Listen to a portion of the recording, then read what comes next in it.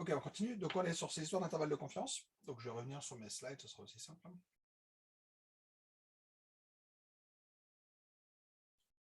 Donc, on avait présenté le cas finalement assez simple, qui était le cas où on avait, alors je le fais de manière un peu plus générique, mais on avait des observations YI qui suivent une loi normale de moyenne mu et de variance sigma 0 carré qui est connu. Okay. Donc le paramètre d'intérêt, classiquement, ça va être notre moyenne, et le second paramètre est supposé comme étant connu. Donc dans l'exemple que je prends ici, je mets 1, voilà. Donc histoire de se débarrasser de cette variance, et donc on suppose qu'elle est connue. Et dans ces cas-là, ce qu'on avait montré, c'est que si jamais on suppose que les observations sont gaussiennes, alors un intervalle de confiance pour un niveau à 1 moins alpha donné, okay, donc disons 95%, va s'écrire de la manière suivante, mu chapeau, plus ou moins un quantile, ce qu'on avait noté U, et on a ce sigma 0 divisé par racine de n. Donc voilà la forme de notre intervalle de confiance. Donc on est centré, encore une fois, sur la valeur moyenne, mu chapeau, qui va être tout simplement ici la moyenne des observations, y bar, et je vais lui ajouter plus ou moins la même quantité de chaque côté. Donc c'est pour ça qu'on le dit symétrique. Je suis centré sur la valeur moyenne et je rajoute plus ou moins 1,96 multiplié par un sigma 0 sur racine de n. Donc voilà, donc ça c'est l'intervalle de confiance qu'on construit. Alors je peux discuter un tout petit peu plus. Donc on était effectivement sur cette forme générale pour l'intervalle de confiance de niveau alpha. Donc l'intervalle de confiance à 95%. Okay. Donc je note un IC de 5%. Dans ces cas-là, on est centré sur cette valeur moyenne. On a notre quantile de loi normale et on a la longueur qui va être associée, enfin qui va être donc ce quantile multiplié par sigma sur racine de n. Et donc la longueur de l'intervalle va avoir cette expression-là. Donc vu que je suis à plus ou moins un fois mon quantile, je me récupère 2 fois mon quantile, sigma sur racine de n. Donc le sigma, alors j'aurais peut-être dû préciser que c'était mon sigma 0, encore une fois, c'est mon sigma 0 qui est connu. Okay. Donc on peut se demander comment est-ce que cet intervalle évolue en fonction des deux paramètres qui nous restent, qui sont le paramètre alpha, donc le niveau de confiance, et la taille de l'échantillon. Alors, on l'avait un petit peu vu tout à l'heure, quand je commençais à récupérer une probabilité, alors il faut juste que je l'écrive proprement, mais là, je rappelle que la probabilité d'appartenance, donc c'est la probabilité que mu appartienne à mon intervalle, va être de la forme 1 moins alpha. Okay, donc alpha, c'est la probabilité de ne pas appartenir, et donc plus mon alpha est grand, donc plus mon alpha est petit, donc la probabilité d'être à l'extérieur, elle rétrécit, plus mon intervalle va augmenter. Okay, donc ça, c'est quand mon alpha diminue. Et dans ces cas-là, on récupère un intervalle qui est potentiellement relativement grand. Okay, là, je suis toujours sur le même type de données que tout à l'heure. Okay, avec un intervalle de confiance à plus ou moins 0,4. Nous, tout à l'heure, on était à plus ou moins 0,2. Okay, c'était celui-là. Donc ça, c'est ce que ça correspond au cas où alpha vaut 5%. Et donc j'ai cet intervalle qui va devenir de plus en plus grand quand alpha devient petit. Et donc si jamais vous voulez une probabilité de vous tromper qui est toute petite, d'accord, donc vous voulez un intervalle de confiance à 99,99%, en gros il vous dit prends la valeur moyenne plus ou moins 1,5, quelque chose comme ça, 0,4. Okay. Au contraire, si jamais j'ai une probabilité de toute petite, okay, ben dans ces cas-là, il va prendre un intervalle qui est tout petit. Un alpha qui est de l'ordre de 50%, dans ces cas-là, on va à un intervalle de confiance dans lequel on a une chance sur 2 de se trouver, et donc ça me fait ce petit intervalle-là. D'accord. Donc on a que la longueur est d'autant plus grande que alpha est petit. D'accord. Donc alpha est petit, ça veut dire que 1 moins alpha est grand, et ça, c'est la probabilité d'être bon. Okay, donc la probabilité que ce soit bon, bah, si jamais je veux une probabilité qui est relativement grande, il va falloir que l'intervalle soit relativement grand. Okay, donc c'est relativement pertinent et logique. Ok, maintenant en fonction de n. Donc pour le moment, on n'a pas regardé ce qui se passait en fonction de n, mais si on avait fixé la taille de l'échantillon qui valait 100, qu'est-ce qui se passe si la taille de l'échantillon augmente? Alors on le voit parce qu'en fait, ça apparaît ici. Le 1 sur racine de n est au dénominateur. Donc si n augmente, dans ces cas-là, la longueur va diminuer. Okay, donc ici, j'ai mon n qui augmente. Et dans ces cas-là, j'ai la taille qui va devenir de plus en plus petite. Donc plus j'ai l'observation, plus j'ai confiance en fait. Et donc, effectivement, si jamais j'ai 10 observations, je vais vous dire bah, la moyenne, elle appartient à moins 1, 1. Okay. Par contre, si jamais j'avais non plus 10 observations, mais 10 millions, dans ces cas-là, je pourrais vous dire, OK, cette fois-ci, je pense que la proba, elle est comprise entre moins 0,01 et 0,01. Okay, donc, c'est assez intuitif, en fait. On a beaucoup plus de précision. Okay. Le quantile est fixé, le sigma ne bouge pas. Par contre, n va augmenter. Donc, plus n est grand, plus le coefficient par lequel je multiplie va être petit. Okay, donc, on a quelque chose, finalement, de relativement logique. Okay, et je peux m'amuser comme ça, essayer de trouver ce qu'on appelle des abacs. Les abacs, historiquement, c'était finalement juste des courbes de niveau. On se dit, bah, je me donne une probabilité alpha, je me donne la taille n, et je voudrais savoir, éventuellement, à n fixé, où est-ce que je me trouve. Quoi. Enfin, plutôt, quel serait le seuil qui me permettrait d'obtenir exactement le même niveau de confiance si jamais n commence à diminuer.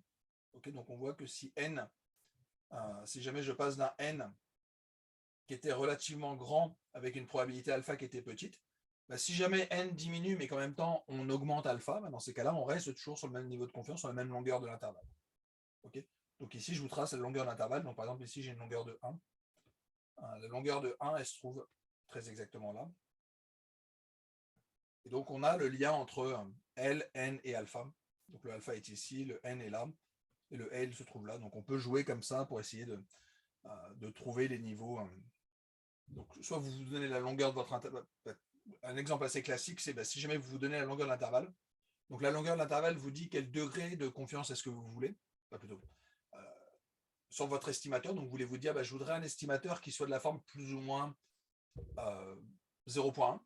Okay, vous vous donnez un niveau alpha, dans ces cas-là, vous en déduisez le n qui va permettre de vous récupérer ça. Donc, je peux récupérer le n associé avec cette formule-là. Donc, le n va être associé à ces formules-là. Donc, je peux inverser. Encore une fois, tout va être lié.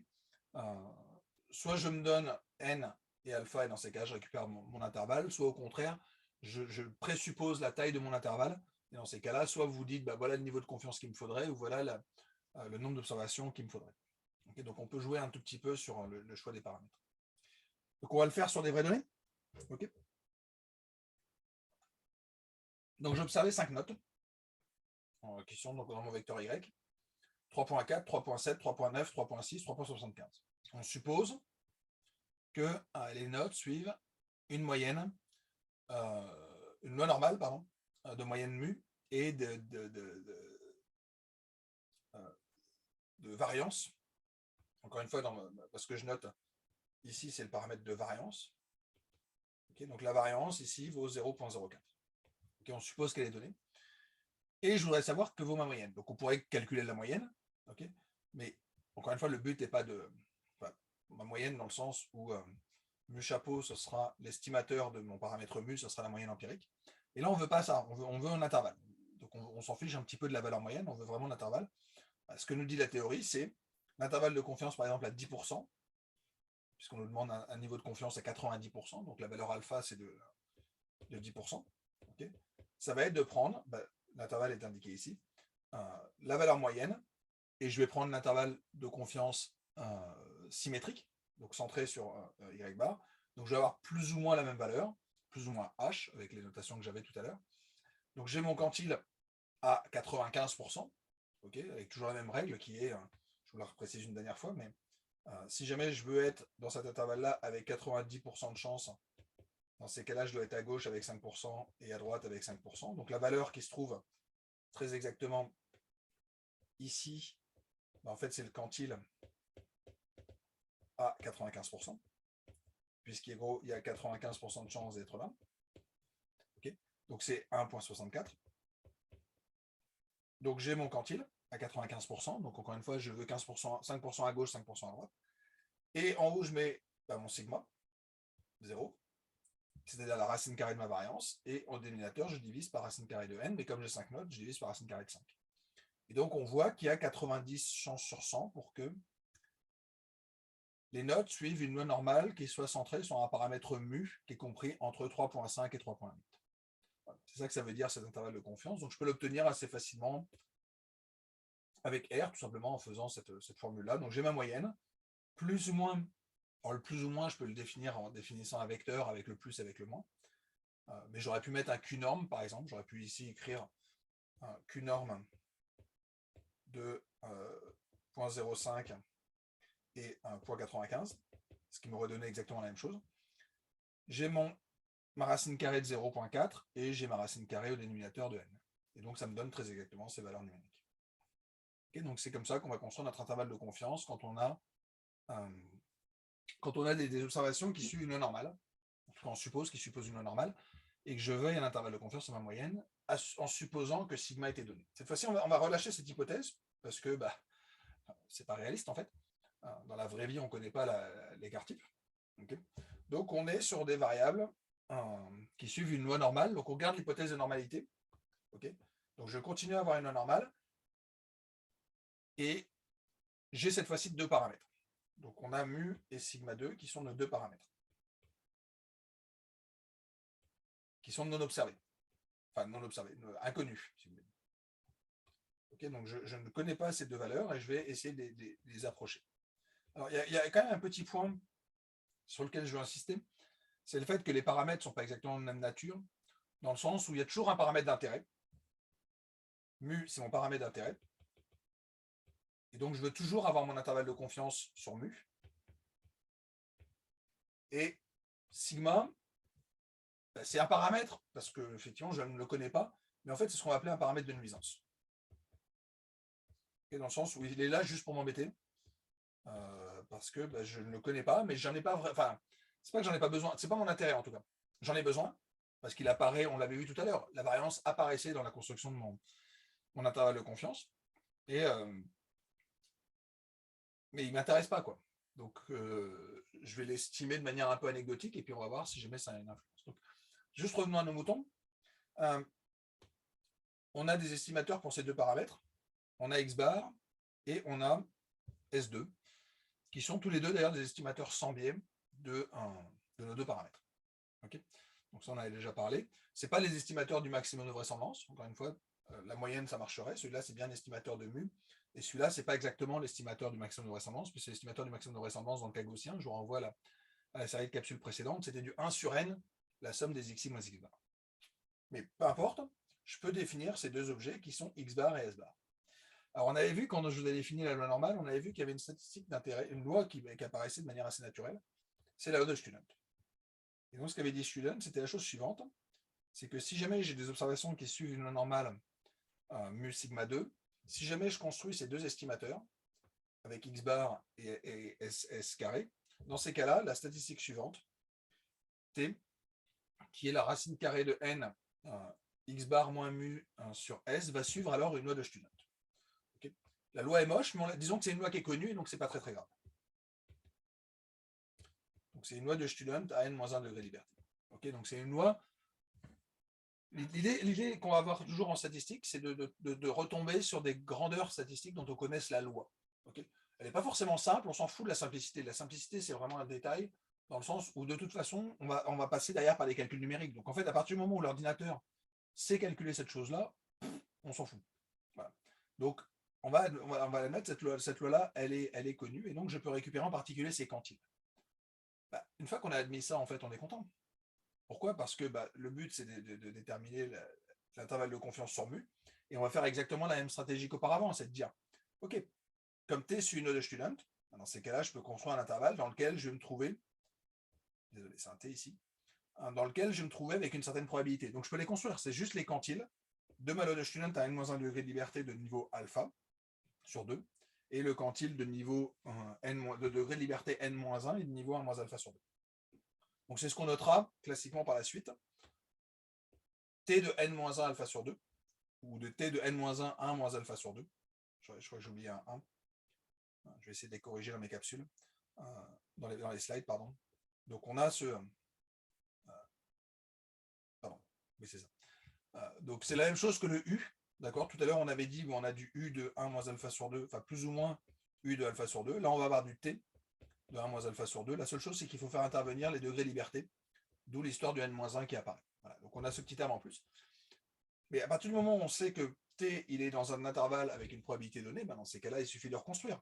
Il suffit de reconstruire parce qu'en fait, l'histoire elle est la même que tout à l'heure. C'est de dire, ben, mu, ça va être, exactement avec la notation de tout à l'heure, x bar moins t Sn sur racine de n. Okay, donc on voit qu'on a exactement la même formule que tout à l'heure. La seule chose, c'est que je remplace sigma 0 par son estimateur. Okay, et mes quantiles de loi normale, tout d'un coup, se retrouvent un petit peu transformés parce qu'on n'a pas exactement une loi normale, on a une loi de Student. Okay, et donc, formellement, on arrive à cet intervalle qui est exactement la même forme que celui qu'on avait auparavant, essentiellement parce qu'en fait, c'est à peu près la même chose. La seule chose, c'est que j'ai remplacé S0 par sigma 0 par Sn. J'ai remplacé ma variance qui était connue par, plutôt l'écart type qui était connu par l'estimateur de l'écart type qui devient tout d'un coup inconnu. Et donc on a exactement la même forme. Y bar, on est centré sur Y bar, on rajoute plus ou moins des niveaux de quantile, mais on n'est pas sur des quantiles de loi normale, on est sur des quantiles de loi de Student, et on récupère notre Sn divisé par racine de n. Voilà. Mais c'est la même histoire qu'auparavant.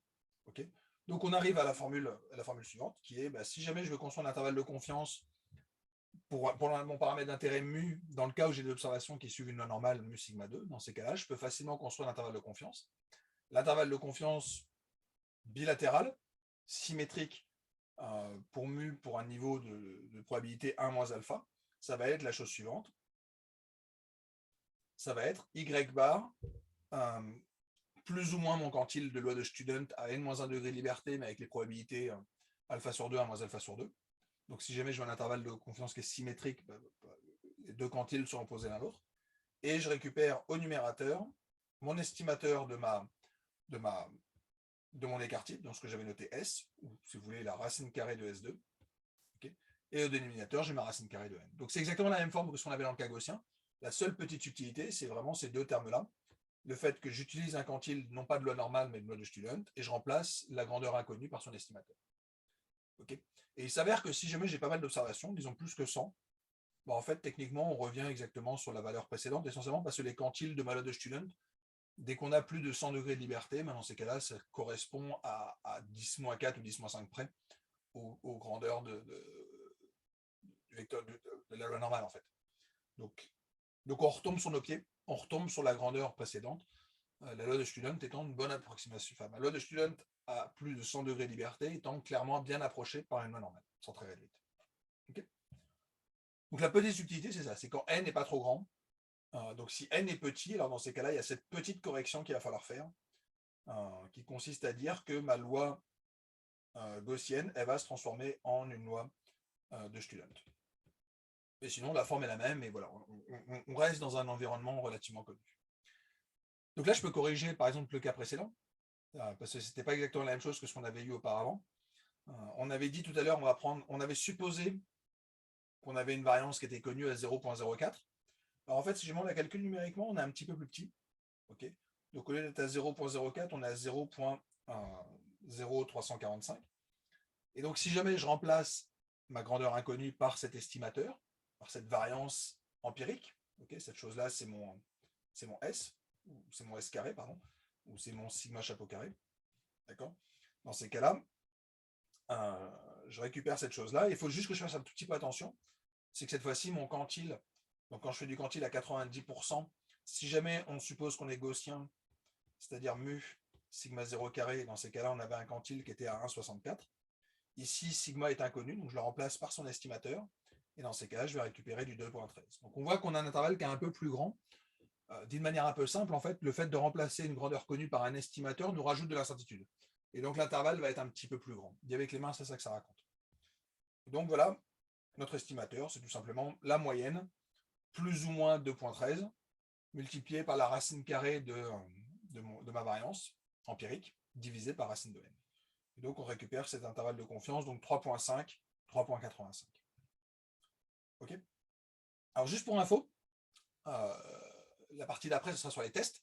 Il s'avère qu'il y a des liens très très forts entre les tests et les intervalles de confiance. En fait, si jamais je fais un test sur Y, okay, il y a un moment où il va vous faire un intervalle de confiance dans la sortie. Je vous passe le début parce qu'en fait, il y a d'autres choses qui vont être racontées ici, okay, qui sont liées au test. Mais quand vous me faites cette commande t.test, donc c'est un test, le t veut dire student.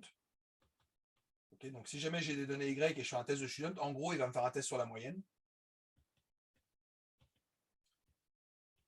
Et donc, il va vous construire l'intervalle de confiance. L'intervalle de confiance, il a un niveau de confiance qui est ici, donc qui est mon 1 moins alpha. Okay, dans ces cas-là, il vous construit cet intervalle de confiance qui est très exactement celui-là. Ben, si jamais vous regardez, ça devrait être de la forme mu chapeau, c'est-à-dire fondamentalement la moyenne, plus ou moins 2,13, multiplié par la racine carrée de la variance de mes observations. Et j'entends pas la racine carrée de la variance en tant que variance empirique. Hein. C'est la variance, c'est pas la variance de variable aléatoire, c'est la variance empirique. Donc c'est mon S qu'on avait auparavant divisé par racine de n. Et donc c'est très exactement ce qu'on récupère ici. Donc je suis sur mon quantile de loi normale, de loi de Student à 4 degrés de liberté. Donc le 4 c'est 5 moins 1. Okay, donc on avait dit qu'on était sur du n-1 degré de liberté sur ma loi de Student. Donc ces objets-là correspondent très exactement au 2,13. Okay, puis je multiplie par mon écart type et je divise par la racine carrée de n. Et donc l'intervalle qu'on obtient ici, c'est exactement celui qui est renvoyé là. Okay, donc si je voulais construire un intervalle de confiance sur la moyenne, on le verra, la commande t.test nous permet de faire un intervalle de confiance sur un paramètre de moyenne. Ce qui n'est pas écrit, c'est que ça marche à condition que les observations suivent une loi normale de moyenne mu et de variance sigma 2. D'accord, donc on est vraiment sur cette hypothèse-là, ce qui n'est pas forcément précisé ici. Okay, mais voilà, si jamais vous supposez que vos observations sont gaussiennes, alors t.test vous renvoie votre intervalle de confiance de niveau que vous choisissez. Donc par défaut, ça doit être du 95%, mais on peut choisir 0,9 et on le récupère. Ok, alors il y a d'autres types d'intervalles de confiance qu'on peut essayer de faire. C'est quand on a deux échantillons. Donc, au lieu d'avoir un échantillon et de se demander si la moyenne vaut une grandeur qui est fixée, on peut avoir deux échantillons. Par exemple, je pourrais avoir les élèves l'année 2022, puis je pourrais avoir les élèves de l'année 2023. Et je pourrais me demander, est-ce que la moyenne, elle a changé? Est-ce que la moyenne de mes notes a changé, par exemple? D'accord, donc je pourrais récupérer mes notes et faire un test pour savoir si je mets la moyenne et la même. Alors de mémoire, ici, nous, on va le faire sur la taille des garçons et des filles. Okay, donc on continue à supposer notre hypothèse de normalité, et j'insiste là-dessus. Pour le moment, on continue à supposer des échantillons gaussiens. Je vais aller un peu plus loin, je suppose que j'ai une variance qui est connue, alors elle peut être différente. Okay, potentiellement, je peux avoir une variance sigma x et une variance sigma y, mais elles sont connues. Okay, donc c'est exactement comme auparavant. Je commence par supposer ma variance connue, et je me dis, ok, si jamais c'est pas connu, je remplace par un estimateur, je vais le payer quelque part sur mes quantiles, mais la formule sera à peu près la même. Il suffit de remplacer une grandeur par un estimateur. Ce qui est une approche assez classique en stats, en fait. On suppose des grandeurs nuisibles comme étant fixées, on fait tous nos calculs, si jamais le sigma reste, on le remplace par sigma chapeau ou par S, voilà. On remplace par son estimateur. Okay, donc c'est vraiment une méthodologie standard en stats. Mais voilà, je suppose que j'ai des échantillons. Donc, histoire de bien les distinguer, je vais avoir X et je vais avoir Y. Okay, je suppose même qu'ils n'ont pas forcément la même taille, tout simplement parce que je n'ai pas forcément le même nombre d'élèves parmi les garçons, parmi les filles, ou parmi l'année 2022 et l'année 2023. Je continue à supposer qu'ils suivent des lois normales. Donc on suppose qu'on a une loi normale centrée sur mu x et avec une variance connue. L'autre, c'est une loi normale qui est centrée sur mu y avec une variance connue. Okay, donc je suppose que j'ai deux lois normales. Et question assez naturelle, est-ce que, en moyenne, les élèves ont les mêmes notes entre deux années? Est-ce que les filles et les garçons font la même taille? Est-ce que deux groupes, voilà, est-ce que deux groupes en moyenne, enfin plutôt, ont les mêmes moyennes? Donc c'est une question assez simple qu'on résout en faisant une petite hypothèse, là encore, un peu forte, qui est qu'on suppose qu'on a des observations gaussiennes, mais ça, c'est une hypothèse qu'on relâchera par la suite. Si jamais je suppose que c'est gaussien, alors on sait faire des choses. Essentiellement parce qu'on a une propriété magique qui est, non seulement je sais que la moyenne x bar va suivre une loi normale, donc ça c'est la formule qu'on avait vue auparavant, x bar suit une loi normale qui est centrée sur mu x et dont la variance sera sigma 0 x carré sur m, m étant le nombre d'observations dans l'échantillon x. Pareil pour y, mais beaucoup plus intéressant, si jamais je suppose que mes observations sont indépendantes, donc si jamais mes x et mes y sont indépendants, donc par exemple la taille des garçons et la taille des filles, alors je ne suppose pas que je regarde la distribution au sein d'un couple, de couple, okay, où je prendrais des couples hétérosexuels avec des garçons et des filles, où x1 serait la taille du garçon, y1 c'est la taille de la fille. Okay, je ne suppose pas ça parce que ça potentiellement ça pourrait m'induire de la dépendance. On peut imaginer que c'est le principe de qui se ressemble s'assemble. Les petits vont aller ensemble, les grands vont aller ensemble, et donc je n'ai pas d'indépendance entre mes deux échantillons. Nous, on suppose que c'est les garçons et les filles dans la même classe. Voilà, peu importe. Ça pourrait être les notes dans l'année 1, 2002, 2022 et les notes en 2023. Enfin, voilà. Je suppose, je vais peut-être insister là-dessus, mais j'ai une hypothèse d'indépendance. Okay, donc, comme j'ai cette hypothèse d'indépendance sur les YI, les XI et les YJ, dans ces cas-là, les moyennes deviennent indépendantes. Okay, pour faire simple, c'est juste parce que le premier est une fonction de variables qui sont toutes indépendantes des deuxièmes, et donc il n'y a pas de souci, j'ai bien l'indépendance entre les deux. Et ça, il s'avère que quand vous avez deux variables normales qui sont indépendantes, bah, la somme, elle est normale, et la différence, elle est normale aussi. Donc en fait, on peut montrer assez simplement que delta, qui est la différence entre x bar et y bar, ça suit aussi une loi normale. Okay, et si jamais je creuse un tout petit peu, en fait, je peux récupérer son paramètre de moyenne et son paramètre de variance. Simplement parce que l'espérance de delta, bah, j'utilise la linéarité de l'espérance. Ce sera l'espérance de x moins l'espérance de y. Et donc, il n'y a pas de souci, ça marche. Dans le sens où j'ai mon mu x et j'ai mon mu y. Donc, ça colle. Et ma variance, bah, j'utilise le fait que la variance la variance d'une somme de variables indépendantes, c'est la somme des variances. Et donc, je récupère ce paramètre de variance plus ce paramètre de variance. Okay, donc, on a juste cette petite subtilité qui est que la variance d'une somme ou la variance d'une différence, en fait, c'est la même chose. Okay, c'est essentiellement lié au fait que la variance de moins x, c'est moins 1 puissance 2 variance de x. Et donc, c'est la même que la variance de x. Okay, et ça, c'est pertinent, je veux dire. La variance, encore une fois, c'est un paramètre de dispersion. Donc, si jamais vous avez une variable x et que vous prenez son opposé, elle a la même distribution, elle est à l'envers, mais elle est toujours autant dispersée. D'accord, donc c'est logique que la variance reste identique par ce changement de signe. Okay, donc la variance de ma somme, donc ça pour vous dire que la variance de x plus y, c'est la même chose que la variance de x moins y, quand mes variables sont indépendantes. Et donc à partir de là, donc moyennant le fait qu'on accepte que cette différence de loi normale reste une loi normale, okay, on vient de prouver qu'on avait ces paramètres. Dans ces cas-là, c'est bon. On est retombé sur des choses qu'on sait faire. On a une grandeur dont on connaît la loi, c'est une loi normale. Donc si jamais je veux construire un intervalle de confiance sur une sous-partie des coefficients, donc c'est-à-dire cette partie-là, dans ces cas-là, je vais l'avoir.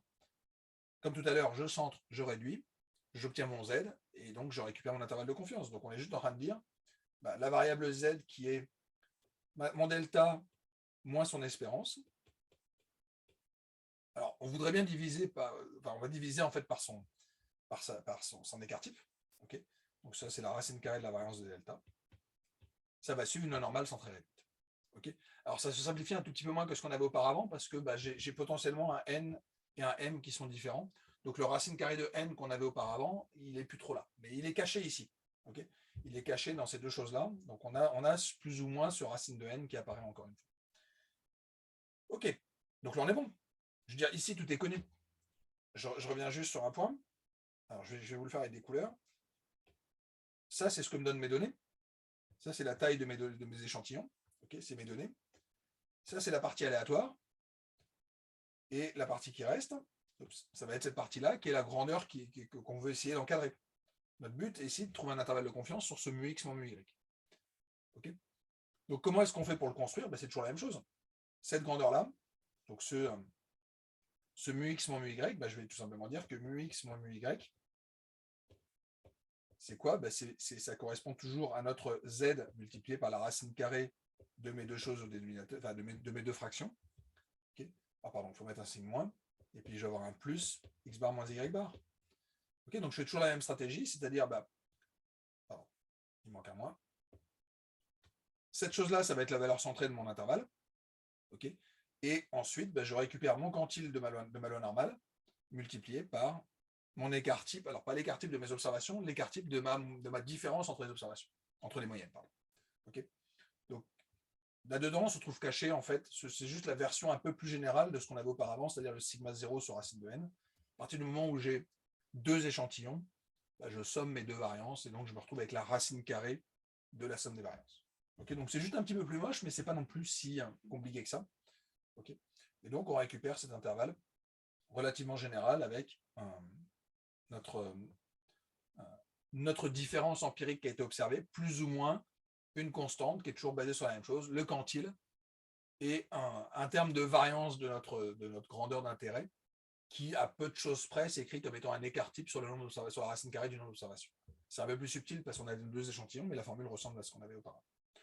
Donc j'arrive à mon intervalle de confiance. Bon, On va oublier cette partie où je dis qu'il faut rajouter des codes. Je vais le rayer un peu. J'ai pas eu le temps de faire de. Je ne sais plus si je l'ai mis après, j'ai oublié d'enlever la phrase, mais peu importe. Donc j'ai mes observations X, j'ai mes observations Y, donc j'ai M et N observations. Je suppose là encore que j'ai de l'indépendant. Je suppose que j'ai le normal mu X, mu Y. Okay, avec là encore des coefficients de variance qui sont supposés connus. Okay, donc les variances de mes deux échantillons sont supposées connues. Alors dans ces cas-là, si jamais je veux construire un intervalle sur la différence, pour savoir si est-ce qu'il y a une, pour faire simple, hein, si jamais je me retrouve avec une différence de notes significative entre, par exemple, entre l'intra et le final, alors même si on n'a pas l'hypothèse d'indépendance si jamais je faisais l'intra et le final, parce que j'ai les mêmes élèves normalement, donc ce serait plutôt entre l'examen intra pour le groupe de l'année 2022 et le groupe pour l'intra pour le groupe de 2023. Donc j'ai deux groupes indépendants, potentiellement de même taille, non appareillés. L'appareillement, on en reparlera un tout petit peu plus tard, parce qu'on peut l'exploiter. Et donc on va récupérer un intervalle de confiance pour cette différence qui me permet de voir, en gros, est-ce que... Alors, on n'est pas encore sur les tests, mais on va arriver dans l'histoire du test. La question qu'on va se poser, c'est est-ce qu'il y a la même moyenne? Okay, donc on va se demander, est-ce que la différence, elle est significative? Alors, je ne vais pas encore parler non plus de significativité, parce que c'est lié au test, mais c'est lié au fait que voilà, je vais regarder ma différence, et j'aimerais bien non pas juste avoir la différence, et de me dire, ok, j'ai une différence de 2,3%. Est-ce que cette différence, elle est importante? Donc, est-ce que j'ai plutôt l'intervalle de la forme 2,4, 2,5? Dans ces cas-là, effectivement, c'est significativement différent entre deux années. Ou alors, je suis entre moins 10 et plus 32, quoi, ou plus 22. Donc, je me retrouve avec une différence qui est largement plus grande. Et donc, je pourrais effectivement me dire, OK, il n'y a pas vraiment de différence. Donc, l'histoire d'intervalle de confiance, ça vous permet de quantifier un peu à quel point le fait qu'on ait des échantillons de taille finie va avoir un impact, en gros, sur ce que j'essaie de quantifier. Donc, pas se contenter d'une valeur numérique qui vous dit la différence vaut 2,3. Okay. Idéalement, on voudrait avoir un petit peu de précision et d'informations sur l'incertitude. Voilà. Donc, pour revenir à nos moutons, l'intervalle de confiance, c'est toujours la même chose. Intervalle de confiance bilatéral avec une symétrie. Donc, je vais avoir la différence empirique que j'observe, plus ou moins la même chose. C'est quoi? C'est basé sur les quantiles. Et je me retrouve avec ce terme qui est associé en fait à la variabilité de ma différence delta. Okay, alors, supposons cette fois que les variances soient inconnues. C'est à peu près la même chose. Je vous passe les calculs parce que c'est pas très rigolo. Okay, alors, elles sont inconnues, mais elles sont identiques. Okay, donc, si jamais elles sont inconnues et identiques, ça veut dire quoi? Ça veut dire que j'avais du sigma x carré plus sigma y carré, respectivement sur m et sur n, qui va simplifier un tout petit peu dans le sens où j'ai du sigma 2, je vais l'écrire, je vais effectivement utiliser abondamment ma propriété. J'ai sigma 2 multiplié par 1 sur m, 1 sur n. Okay, donc, on a envie de dire, mon intervalle de confiance, ok, il suffit de remplacer la grandeur inconnue, sigma par son estimateur, et de se dire que je vais sûrement y perdre un petit peu. Alors en fait, effectivement, on peut montrer que on y perd un tout petit peu. Donc j'ai bien mon sigma chapeau qui remplace, ou mon S si vous voulez, qui remplace mon sigma 2. Mais par contre, ma loi au lieu d'être une loi normale, tout d'un coup devient une loi de Student à, désolé, ça ne plus, à m plus n moins 2 degrés de liberté. D'accord? Donc quand j'avais un seul échantillon de taille n-1, dans ces cas-là, on avait une loi de Student à n-1 degré de liberté. Là, j'ai m plus m moins 2 degrés de liberté. Et donc, on récupère cette loi de Student à m plus n moins 2 degrés de liberté. Okay, on perd un petit degré de liberté à chaque fois parce qu'en gros, on utilise la moyenne des x et la moyenne des y pour calculer les variances. Donc, on perd 2 degrés de liberté, mais la taille totale des observations, c'est du n plus n. Donc, voilà, on est retombé sur quelque chose de relativement simple. Donc, on récupère notre différence, plus ou moins une correction qui est liée au fait qu'on a abandonné le fait que la variance était connue. Donc, je remplace par un estimateur. Donc, en gros, je quitte la loi normale pour arriver sur une loi de Student. Et je récupère quelque chose qui est de la forme sigma. Alors, le diviser par racine de n devient un peu plus subtil puisque je multiplie par la racine carrée des inverses des nombres d'observation. Okay, donc, c'est juste un tout petit peu plus subtil. Quand on a deux échantillons qui sont avec la même écart type, dans ces cas-là, je peux les utiliser tous les deux pour construire mon estimateur. Et donc, on récupère un estimateur de ma variance, voilà, qui s'écrit sous cette forme-là. Voilà, c'est pas très compliqué, mais voilà, il faut juste l'écrire tranquillement et ça marche. Ok, et maintenant le cas plus général, supposons que la variance ne soit pas la même. Donc, variance inconnue et différente. Alors dans ces cas-là, il va falloir bricoler un tout petit peu, dans le sens où je vais remplacer les sigma x et les sigma y par leurs estimateurs. Là où c'est un peu plus subtil, c'est donc cette chose-là a du sens. Okay, le terme de droite, on reconnaît l'équivalent de ce qu'on avait auparavant, c'est-à-dire la racine carrée de sigma 0 x carré sur m plus sigma 0 y au carré sur n. Okay, je remplace mes deux grandeurs inconnues par leurs estimateurs, il n'y a pas de souci. Là où ça devient un peu plus subtil, c'est qu'en fait, je dois voir apparaître une loi de Stillen, mais je ne sais pas combien de degrés de liberté. Je vous passe les calculs. De toute façon, ils ont strictement aucun intérêt. En fait, on peut montrer que les degrés de liberté, ça correspond à ça. Voilà, on s'en fout, c'est une formule. Souvenez-vous juste qu'elle existe, je ne vous demande même pas de l'apprendre. Voilà, sachez juste qu'il y a des degrés de liberté avec une petite correction qui vont s'écrire cette forme-là. Et l'avantage, c'est qu'on peut le faire assez facilement avec R. Donc, je vais vous le faire un petit peu ici. Donc, je me demande si la taille des filles et la taille, enfin, plutôt, la taille des filles et la taille des garçons est différente. Et j'aimerais bien savoir de combien est-ce que les garçons sont plus grands que les filles pour faire ça. Les garçons sont plus grands que les filles. Si vous regardez dans les données, il y a à peu près 13 cm de différence. Et je voudrais avoir un intervalle de confiance sur cette différence. Okay, donc, j'ai mes deux distributions, mes deux vecteurs, et je n'ai pas le même nombre d'observations. De mémoire, ça doit être 112 et 88, quelque chose comme ça. Donc, j'ai mes deux nombres d'observations. Je calcule mes deux variances. Okay, donc, ce qu'on peut montrer, c'est que delta, c'est compris entre 11,58 cm et 15,01 cm, avec 95% de chance. Okay, alors, on peut le faire tranquillement. On peut le faire comme je vous l'ai dit tout à l'heure, parce qu'en fait, la fonction t-test me fait ça. C'est-à-dire que t-test, tout à l'heure, tout ce qu'on avait dit, c'était je mets juste t-test de y. Et dans ces cas-là, il me construisait l'intervalle de confiance sur mu. Si jamais vous faites t-test, t.test de xy, il va vous faire un intervalle de confiance sur mu x moins mu y. Voilà. Donc c'est exactement ce qu'on fait ici. Les degrés de liberté, il vous les calcule. Okay, il vous dit que ça vaut à peu près 174. Voilà, on va l'admettre. On s'en fout un peu. Voilà, il nous donne un coefficient. On va oublier ces parties-là. On va même oublier cette partie-là. Quoique celui-là, non, on va oublier celui-là. Et donc, on récupère notre intervalle de confiance. Donc, l'intervalle de confiance sur la différence. Donc, la différence, c'était 178 cm pour les garçons, 164 cm pour les filles. Donc, on a un petit peu moins de 165, un petit peu moins de 13 cm d'écart entre les deux. En fait, il nous donne l'intervalle de confiance à 95%. C'est exactement construit avec la formule qu'on vient de voir tantôt. Simplement en disant, je prends la différence entre les moyennes, mon quantile de ma loi de Student à 2,5%, 97,5%, avec nu degré de liberté. Nu, c'était la formule très moche qu'on a vue auparavant, mais on s'en fout, il nous le donne là, et on peut le faire par le calcul. Donc effectivement, je récupère bien mon 174,29. Donc ici, je récupère mes quantiles de ma loi de Student, et ensuite, je multiplie par la racine carrée de l'estimation de ma variance sur M, plus l'estimation de ma variance en Y sur N. Okay, donc c'est exactement ce que je vous dis ici. Je multiplie par racine carrée de Sx2, c'est-à-dire la variance de mes x divisée par la taille de mon échantillon en x, plus la variance en y divisée par le nombre d'observations en y.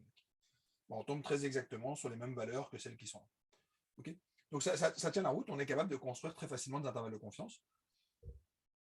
Mon point, là encore, c'est pas apprenez, je ne vous demande pas d'apprendre par cœur les formules, okay, puisqu'il y en a qui s'inquiètent de ça pour l'examen. Sachez juste que il y a du sens. Il y a du sens. L'intervalle de confiance, il est relativement simple. C'est je prends ma valeur moyenne, j'ai une correction qui tient compte de la variance de ma statistique. Okay, donc ici, ce terme-là correspond à la racine carrée de la variance de ma statistique qui se trouve là. Okay, et je multiplie en face par une grandeur qui est un quantile d'une loi, soit une loi normale si jamais je connais sigma, soit une loi de Student si jamais je ne connais pas sigma et que je remplace par son estimateur. Okay, c'est aussi simple que ça. La petite subtilité, effectivement, c'est que dans le cas où j'avais un seul échantillon, je travaille sur la variance de x bar, et la variance de x bar, on la connaît, c'est tout simplement sigma 2 sur n. Donc en fait, on a une simplification qui va nous dire qu'on est sur du sigma sur racine de n quand on prend la racine carrée. Okay, si jamais je le fais sur deux échantillons, c'est un peu plus compliqué, puisqu'en fait, la variance ne s'écrit pas comme une seule fraction. C'est une somme de deux fractions. Donc c'est un peu plus compliqué de l'écrire. Donc j'ai encore cette écriture assez vilaine que je ne peux pas vraiment simplifier. Okay, mais la philosophie est la même. Ce qu'il faut juste comprendre, c'est que je raconte, depuis le début, je raconte toujours la même histoire, fondamentalement. Okay, j'ai des petites subtilités liées au fait que j'ai 2 échantillons ou 1, mais je raconte toujours la même histoire, qui est, je me donne une statistique dont je connaisse la loi, en gros une loi de normale ou une loi de Student, qui va me permettre de construire mon intervalle de confiance. Okay, donc c'est ça qu'on utilise ici. Donc si jamais je résume, c'est exactement ce petit slide, et je résume très rapidement.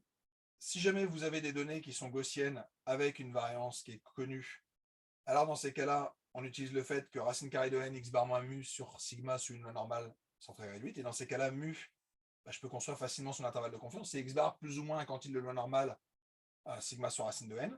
Si jamais sigma est inconnu, dans ces cas-là, on a un intervalle de confiance qui va beaucoup ressembler. La seule chose, c'est que 1, je remplace sigma qui était inconnu par la valeur estimée. Okay, et ça, je le paye un tout petit peu sur ma fonction quantile. Donc, mon quantile normal devient un quantile de Student, mais sinon, la formule est exactement la même. D'accord? Donc, on paye le fait que ma loi qui apparaît ici, elle change un petit peu quand je remplace sigma par son estimateur. Okay, et petit point relativement intéressant, si jamais je suppose cette fois-ci n grand, dans ces cas-là, ce qu'on a, c'est le théorème central limite qui nous dit, en fait, ce qu'on vient de faire, j'ai peut-être pas besoin de l'hypothèse de normalité. Okay, simplement parce que j'ai mon théorème central limite qui me dit que si jamais j'ai des observations qui suivent à peu près une loi normale et que je suis capable d'estimer correctement ma variance, dans ces cas-là, racine carrée de n x bar moins mu sur s va être suivre à peu près une loi normale. Et donc, de manière assez magique, je récupère là encore un intervalle de confiance sur la moyenne. Et donc ça c'est cool parce que ça me permet de faire des intervalles de confiance que je peux appliquer à autre chose que mon vecteur, que sur mes lois normales. Okay, et c'est ce qu'on va faire un petit peu par la suite. On fait une petite pause et on reprend juste après.